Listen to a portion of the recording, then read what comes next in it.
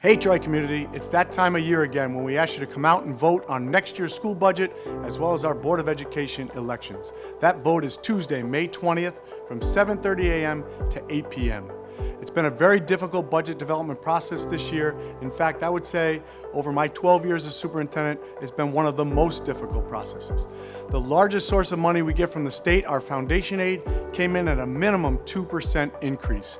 For a district like ours that's so dependent on state aid, it was a real challenge for us. But even with that inadequate increase from state aid, we were still able to develop a budget that's fiscally responsible and educationally sound.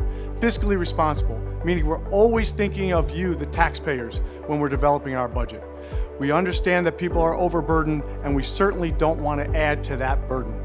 That's why for the last 4 years, we've been able to do a 0% tax levy increase. No increase at all during that time. We knew that couldn't last forever, but we were thrilled to do that for the last 4 years. This year, to help close the gap that was caused by the lower than expected state aid, we're offering a budget that has a modest 1.75% tax levy increase. That's below our 2.57% tax cap that we could have gone to, and it's a number that'll be enough to sustain all of the programs and supports that we have for kids and hopefully be reasonable to you, the Troy community. It amounts to a little over $5 a month for the average homeowner. A small price to pay for all the great things going on in every classroom, in every building throughout the district. And speaking of all those great things, that leads me to be educationally sound. So when you develop a budget, you want it to be fiscally responsible and educationally sound.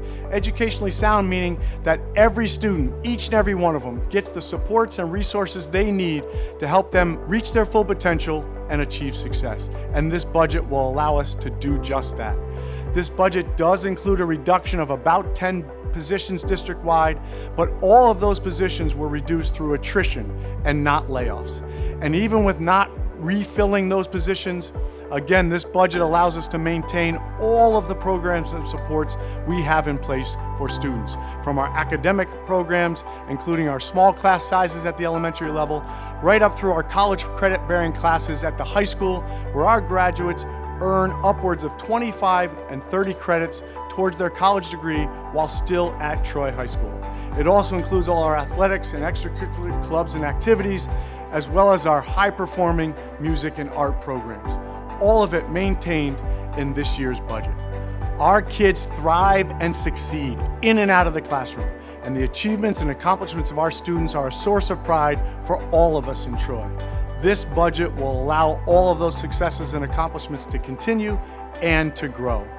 For more details on our budget newsletter is out and should be arriving in the mail very soon, or you can go to our website, troycsd.org/budget. That's troycsd.org/budget for all of the details.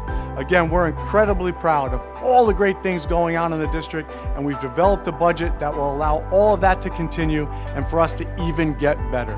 So please come out and vote Tuesday, May 20th, 7:30 a.m. to 8 p.m. Thank you.